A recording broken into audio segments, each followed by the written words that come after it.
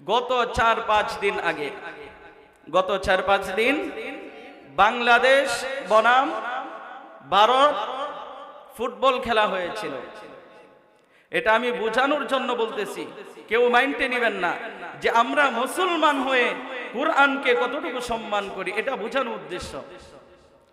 আজকে থেকে 2-4-5 দিন আগে বাংলাদেশ বনাম ভারতের সাথে কিসের খেলা হয়েছে?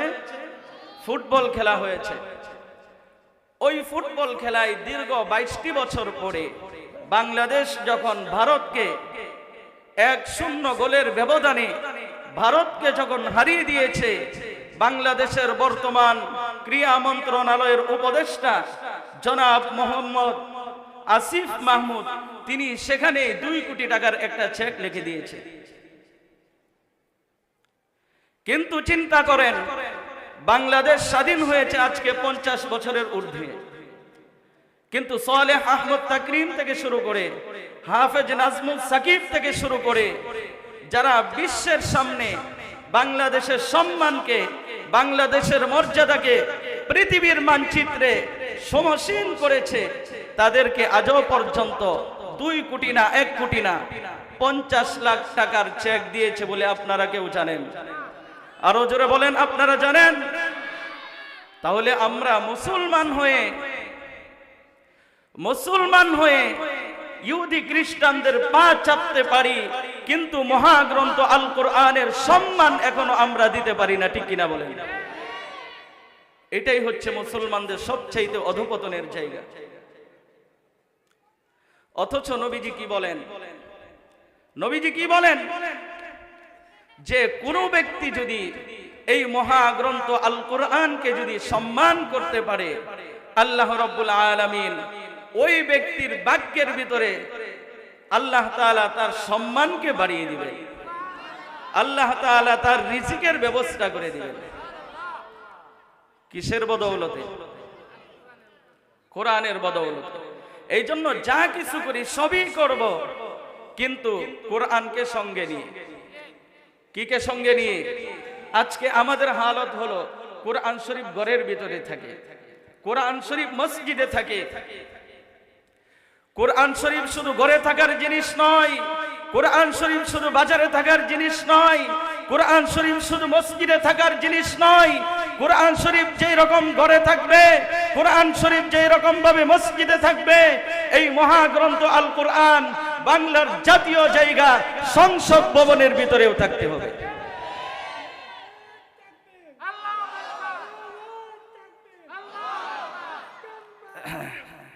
মাশাআল্লাহ। ছোট হতে পারে বা শক্তি কম হতে পারে, কিন্তু ইমানি জজবা আছে না নাই? এটাই হলো বর্তমান আমাদের হালত, যে আমরা সবকিছুর মূল্যায়ন করতে পারি, কিন্তু কোরআনের মূল্যায়ন করতে পারি না।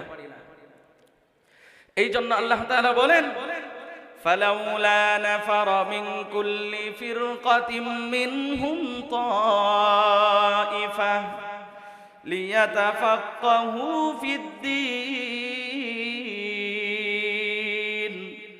ওয়া লিয়ুনযিরু কওমাহুম ইযা রাজাউ ইলাইহিম লাআল্লাহুম ইয়াহযারুন। পড়েন আল্লাহু আকবার। আল্লাহ রাব্বুল আলামিন বলেন, আল্লাহ রাব্বুল আলামিন বলেন, তোমাদের পরিবার থেকে, তোমাদের মহল্লা থেকে, তোমাদের গ্রাম থেকে, তোমাদের সমাজ থেকে কেন এমন একটা শ্রেণী বের হয় না, যে শ্রেণীটা মাদ্রাসায় গিয়ে এই রাবিয়া বসরি মহিলা মাদ্রাসায় ছাত্রীরা এসে মহাগ্রন্থ আল কোরআনের ইলম শিক্ষা করবে, আল হাদিসের জ্ঞান শিক্ষা করবে। আল হাদিসের জ্ঞান শিক্ষা করার পরে এরপরে ওই জ্ঞানকে, কোরআনের জ্ঞানকে, হাদিসের জ্ঞানকে তাদের পিতামাতার কাছে গিয়ে ওই জ্ঞানটা শেখানোর দরকার আছে না নাই? আরো জোরে বলেন, আছে না নাই? কারণ আপনার সন্তান আপনি মাদ্রাসায় দিয়েছেন, আপনার সন্তান সে সবকিছু পারে, কিন্তু আপনি নামাজ পড়েন, আপনার সূরাটা সহিহ হচ্ছে কিনা, সূরা ফাতিহা সহিহ হচ্ছে কিনা, নামাজের ভিতরে ফরজগুলো আপনি জানেন কিনা, ওয়াজিবাতগুলো জানেন কিনা, এইগুলা জানার দরকার আছে না নাই? এই জন্য আল্লাহর রাসূল সাল্লাল্লাহু আলাইহি ওয়াসাল্লাম বলেন, মান ইউরিদিল্লাহু বিহি খায়রান ইউফাক্কিহু ফিদ্দীন। রাহমাতুল লিল আলামিন বলেন, এই মহাগ্রন্থ আল কোরআনের জ্ঞান সবাই শিখতে পারবে না, সবাই শিখতে পারবে না। আল্লাহ রাব্বুল আলামিন কেবলমাত্র শুধুমাত্র যাদেরকে পছন্দ করবেন তাদের মাধ্যমে এই মহাগ্রন্থ আল কোরআন তথা কোরআনের হাফেজ তারাই হতে পারবে। এই জন্য আমরা দেখি রিকশা চালক কিন্তু তার সন্তান বড় হাফেজ, চা বিক্রি করে তার সন্তান শাইখুল হাদিস, আর এমপি মন্ত্রী টাকা পয়সার অভাব নাই, মাদ্রাসায় দিয়ে দেয়, যা মাদ্রাসায় যা, গিয়ে পড়াশোনা করে। উস্তাদ যদি একটা কথা বলে উপায় নাই, মাদ্রাসা বন্ধ। ঠিক কিনা বলেন? মাদ্রাসা বন্ধ। উস্তাদদের 12টা বাজিয়ে ফেলে। কিন্তু একজন রিকশা চালক তার সন্তান মাদ্রাসায় পড়ে, কাউকে কোনো কিছু বলে না। উস্তাদ শাসন করেছে, নিজে ধৈর্য ধারণ করে যে আমার সন্তানের ভালোর জন্যই করেছে। এই জন্য ম্যাক্সিমাম ক্ষেত্রে দেখবেন যারা গরিব, যারা অর্থ সচ্ছল তেমন একটা নাই, ওদের পোলাপান গুলাকে যিনি মহাগ্রন্থ আল কোরআনের হাফেজ এবং আলেম বানিয়ে দেন তিনি কে? আরো জোরে বলেন। আমি আপনাদেরকে চমৎকার একটা ঘটনা বলবো, আপনারা সকলেই হয়তো জানেন। ইমামে আযম আবু হানিফা রাহমাতুল্লাহি আলাইহির 2জন বড় বড় ছাত্র ছিলেন। কয়জন ছাত্র? 2জন বড় বড় ছাত্র ছিলেন। তার ভিতরে 1 নম্বর ছাত্রের নাম হলো ইমাম মুহাম্মদ। নাম কি? এই মুহাম্মদ রাহমাতুল্লাহি আলাইহির ঘটনাটা অত্যন্ত মনোযোগ দিয়ে শুনুন। যাদের সন্তানকে মাদ্রাসায় পড়ান, আপনি চান আপনার সন্তানের চরিত্র ভালো হয়ে যাক, আপনার সন্তানের ব্যবহার ভালো হয়ে যাক। এই যে আমাকে বিষয় দিল নৈতিক চরিত্র গঠন, কিভাবে নৈতিক চরিত্র গঠন হবে, এই ঘটনাটা যদি ভালো করে জানতে পারেন, যিনি বুঝার তৌফিক দিয়ে দিবেন তিনি কে? আরো জোরে বলেন। ইমাম মুহাম্মদ রাহমাতুল্লাহি আলাইহির বাবা চা বিক্রি করতেন। কি বিক্রি করতেন? ভাই মেহেরবানি করে আপনারা ভিতরে চলে আসেন ইনশাআল্লাহ, ভিতরে চলে আসেন ইনশাআল্লাহ, এই জান্নাতি বাগানের ভিতরে চলে আসেন ইনশাআল্লাহ। সকলে আসেন, সকলে আসেন। ইমাম মুহাম্মদ রাহমাতুল্লাহি আলাইহির বাবা উনি জাল মুড়ি বিক্রি করতেন। কি বিক্রি করতেন? জাল মুড়ি বিক্রি করতেন। কি যারা জাল মুড়ি বিক্রি করে ওরা কি 10 তলার মালিক থাকে, কোটি কোটি টাকার মালিক থাকে, নাকি সাধারণ পরিবারের মানুষ থাকে? ইমাম মুহাম্মদ রাহমাতুল্লাহি আলাইহি, ইমাম মুহাম্মদ রাহমাতুল্লাহি আলাইহির বাবা একজন জাল মুড়ি বিক্রি করতেন। জাল মুড়ি বিক্রি করে করে করে করে এরপরে তার পরিবার চালাইতেন। কিন্তু ইমাম মুহাম্মদ রাহমাতুল্লাহি আলাইহির বাবার একটা অভ্যাস ছিল, রাস্তা দিয়ে যখন কোনো আলেম ওলামা যাইতেন, রাস্তা দিয়ে যখন কোনো ইমাম যাইতেন, রাস্তা দিয়ে যখন কোনো হাফেজে কোরআন যাইতেন, ডেকে এনে বলতেন, হে হুজুর এইদিকে আসেন, হে ইমাম সাহেব এইদিকে আসেন, হে খতিব সাহেব এইদিকে আসেন। আসার পরে বলতেন, আমার একজন সন্তান আছে, নাম হলো মুহাম্মদ। নাম কি? আমার সন্তান মুহাম্মদের জন্য দোয়া করবেন।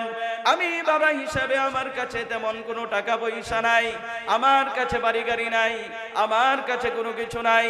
এই যে আমার একটা ছোট্ট দোকান, এই যে আমার একটা ছোট্ট দোকান, অর্থাৎ জাল মুড়ি বিক্রি করে করে আমি আমার পরিবারকে চালাই, আমি আমার সন্তানকে চালাই, আমি আমার স্ত্রীকে চালাই। এই কথা বলার পরে প্রত্যেক দিন যখনই তিনি কোনো আলেম ওলামাকে দেখতেন, সঙ্গে সঙ্গে অল্প জালমুড়ি খাওয়াইয়া দিতেন। সুবহানাল্লাহ। কি খাওয়াইতেন? যে জালমুড়ি খান, আমার জন্য দোয়া করেন, আমার সন্তানের জন্য দোয়া করেন। ইমাম মুহাম্মদ রাহমাতুল্লাহি আলাইহি তখন ছোট মানুষ ছিলেন, অল্প বয়স ছিলেন। আস্তে আস্তে যখন 7-8 বছর হয়ে গেল, তখনকার সময়ে সবচাইতে বড় আলেম ছিলেন ইমামুনা হযরত ইমাম আবু হানিফা রাহমাতুল্লাহি আলাইহি, ইমামে আযম আবু হানিফা রাহমাতুল্লাহি আলাইহির কাছে এবার নিয়ে গিয়ে বললেন, হে ইমামে আজম আবু হানিফা রাহমাতুল্লাহি আলাইহি, এই যে আমার সন্তান নাম হলো মুহাম্মদ, এই সন্তানটাকে আমি কোরআনের হাফেজ বানাইতে চাই, তাকে হক্কানি রব্বানি আলেম বানাইতে চাই। এই জন্য আমার কি করণীয়, এই জন্য আমার কি বর্জনীয়? যখন বললেন, ইমামুনা হযরত ইমাম আজম আবু হানিফা রাহমাতুল্লাহি আলাইহি বললেন, ঠিক আছে, তুমি তোমার সন্তানকে আমার এখানে ভর্তি করে যাও। সুবহানাল্লাহ। কি করে যাও? ভর্তি করে যাও। যখন ভর্তি করে গেলেন, ভর্তি করার পরে এবার সন্তানকে বলে, হে মুহাম্মদ পড়ো আলিফ। মাই ইমাম মুহাম্মদকে যখন বলে তুমি বলো আলিফ, ইমাম মুহাম্মদ আলিফ বা তা তা তাকে শুরু করে একদম আরবি 29টি অক্ষর ফরফর করে মুখস্থ পড়ে দিলেন। ফরফর করে সবগুলো যখন বলে দিলেন, বলে দেওয়ার পরে এবার বলতেছে, তোমার বাবাকে ডাকো। কার বাবাকে? হে মুহাম্মদ তোমার বাবাকে ডাকো। মুহাম্মদ রাহমাতুল্লাহি আলাইহির বাবা যখন চলে আসলেন, বাবাকে চলে আসার পরে ইমামে আজম আবু হানিফা রাহমাতুল্লাহি আলাইহি বলেন, হে মুহাম্মদের বাবা, তোমার এই সন্তানের এত মেধা কোত্থেকে আসলো? তাকে কি তুমি আঙ্গুর খাওয়াও নাকি? তাকে কি তুমি আপেল খাওয়াও নাকি? তাকে কি তুমি অন্যান্য দামি জিনিস খাওয়াও নাকি? ইমাম মুহাম্মদ রাহমাতুল্লাহি আলাইহির বাবা বললেন, না না না, আমার কাছে আপেল খাওয়ানোর টাকা নাই, আঙ্গুর খাওয়ানোর টাকা নাই, কিন্তু আমার ভিতরে একটা গুণ আছে, আমার ভিতরে একটা অভ্যাস আছে, সেটা হলো রাস্তা দিয়ে যখন কোনো আলেম উলামা যায়, রাস্তা দিয়ে যখন কোনো ইমাম যায়, কোনো খতিব যায়, যখন কোনো ভালো মানুষ যায়, আমি তাকে এনে ডেকে এনে এরপরে আমি তাকে জালমুড়ি খাওয়াই এবং বলি, আমার সন্তান ইমাম মুহাম্মদ রাহমাতুল্লাহি আলাইহির জন্য দোয়া কইরো। এই দোয়া করতে করতে করতে হতে পারে আল্লাহ তাআলা এই ইমাম মুহাম্মদের জেহানকে তিনি বৃদ্ধি করে দিয়েছেন। আরো জোরে বলেন সুবহানাল্লাহ। এই সেই ইমাম কিছুদিন যেতে না যেতেই ইমাম মুহাম্মদ এমন বড় হলেন যে সাইয়্যিদিনা হযরত ইমামে আজম আবু হানিফা রাহমাতুল্লাহি আলাইহির একদম কাছের ছাত্র হয়ে গেলেন। কি ইমামে আজম আবু হানিফা রাহমাতুল্লাহি আলাইহির ছাত্র ইমাম মুহাম্মদ চোর ছিলেন? নাউজুবিল্লাহ। ডাকাত ছিলেন, সুদখোর ছিলেন, ঘুষখোর ছিলেন, অত্যন্ত ভালো মানুষ ছিলেন, নৈতিক চরিত্র সম্পন্ন একজন ব্যক্তি ছিলেন। কেন? কোরআনের জ্ঞান ছিল। কেন? কোরআনের জ্ঞান ছিল। এই কোরআনের জ্ঞান কেন? পৃথিবীতে সর্বশ্রেষ্ঠ কোরআনের জ্ঞান কেন হলো? জানার দরকার আছে না নাই? আরো জোরে বলেন, আরো আওয়াজ দিতে হবে, আরো জোরে বলেন। এই জ্ঞান পৃথিবীর ভিতরে সর্বশ্রেষ্ঠ জ্ঞান কেন হলো? বিজ্ঞান হতে পারত, গণিত হতে পারত, ইংলিশ হতে পারত, কিন্তু মহাগ্রন্থ আল কোরআনের শিক্ষাকে সর্বশ্রেষ্ঠ কেন বলা হয়েছে? জানার দরকার আছে না নাই? কেন? রাহমাতুল লিল আলামিন, তিনি নবুয়ত প্রাপ্ত হলেন 40 বছর বয়সে। কত বছর? 40 বছর বয়সের পরে একবার রাহমাতুল লিল আলামিন মক্কার কাছাকাছি একটা জায়গার নাম হলো হেরা গুহা। জায়গার নাম কি? হেরা গুহা। হজ করেছেন কে কে? মাশাআল্লাহ মাশাআল্লাহ, আপনারা অবশ্যই দেখেছেন মনে হয়। মাশাআল্লাহ, দেখেন নাই? এই হেরা গুহার কথা বলতেছি, বানায় কাহিনী বলতেছি না, মজার কাহিনী বলতেছি না, হেরা গুহার কাহিনী বলতেছি সরাসরি কোরআন থেকে। ওই হেরা গুহার ভিতরে রাহমাতুল লিল আলামিন 40 বছর বয়সে ধ্যানে মগ্ন থাকার জন্য হেরা গুহার ভিতরে চলে গেলেন। একদিন হঠাৎ করে জিবরাইল আলাইহিস সালাতু ওয়াস সালাম এসে বলেন, ইয়া রাহমাতাল লিল আলামিন, ইয়া রাহমাতাল লিল আলামিন, ইয়া রাহমাতাল লিল আলামিন, ইকরা। হে নবী আপনি পড়ুন। নবীজি বলতেছে, মা আনা বিকারি, মা আনা বিকারি, না না না না, আমি পড়তে জানি না, আমি পড়তে জানি না।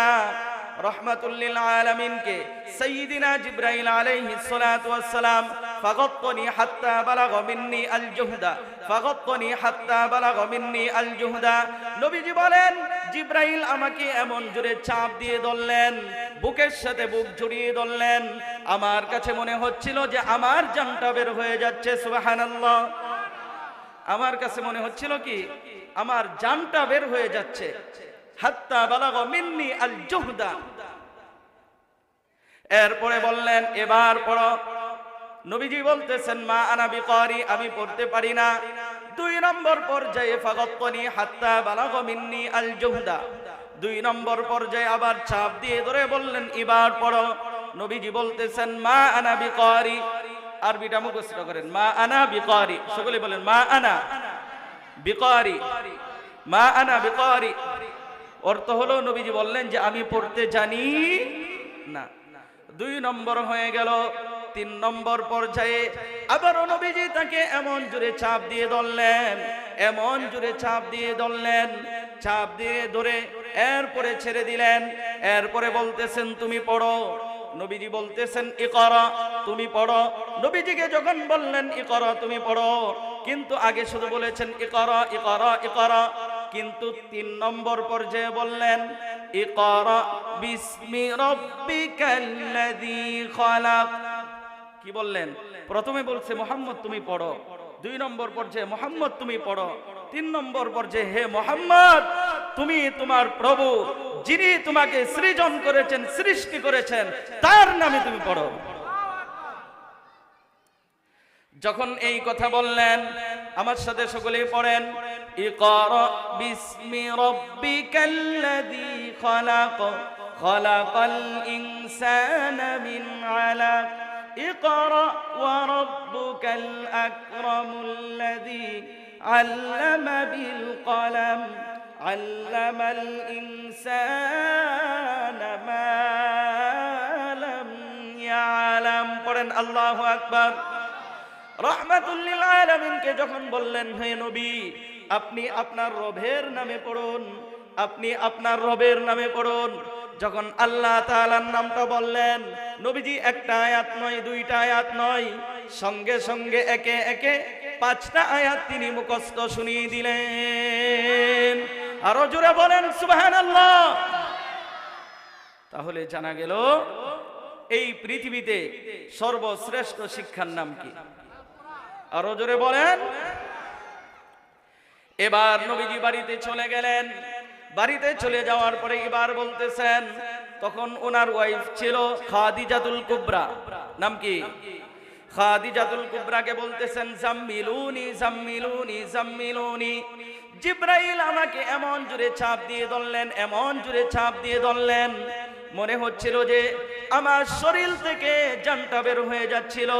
জাম্মিলুনি জাম্মিলুনি, অতএব আমাকে চাদর দিয়ে আবৃত করো, আবৃত করো, কারণ আমার মনে হচ্ছে আমি এখনই ধ্বংস হয়ে যাব।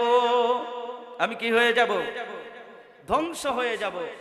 যখন এই কথা বললেন খাদিজা কি উত্তর দিলেন দেখেন। খাদিজা বলেন কাল্লা ওয়াল্লাহি, কাল্লা ওয়াল্লাহি লা ইউযিকাল্লাহু আবাদা। পড়েন আল্লাহু আকবার। খাদিজা কি বললেন? খাদিজা বললেন কাল্লা, কখনো না, ওয়াল্লাহি, আল্লাহর শপথ, লা ইউযিকাল্লাহু, আসমানের নিচে জমিনের উপরে আল্লাহ তাআলা আপনাকে কখনো অপমানিত করবেন না, কখনো ধ্বংস করবেন না। আরো জোরে বলবেন না সুবহানাল্লাহ। এরপরে নবীজি জানিয়ে দিলেন জিবরাইল আমার কাছে এসেছিলেন, আসার পরে এই 5টা আয়াত আমাকে শোনায় দিলেন, যার অর্থ হলো ইকরা বিসমি রাব্বিকাল্লাযী খালাক। ইকরা মানে হলো হে নবী আপনি পড়ুন বিসমি রাব্বিকাল্লাযী খালাক, ওই রবের নামে আল্লাযী খালাক, যিনি আপনাকে আমাকে সৃষ্টি করেছেন। কে? আরো জোরে বলেন কে? এরপরে কি বলেন দেখেন, খালাকাল ইনসানা মিন আলাক, খালাকাল ইনসানা মিন আলাক, যে আল্লাহ রাব্বুল আলামিন মানব মণ্ডলীকে সৃষ্টি করেছেন মিন আলাক, জমাট রক্ত থেকে। কোত্থেকে? আরো জোরে বলেন কোত্থেকে?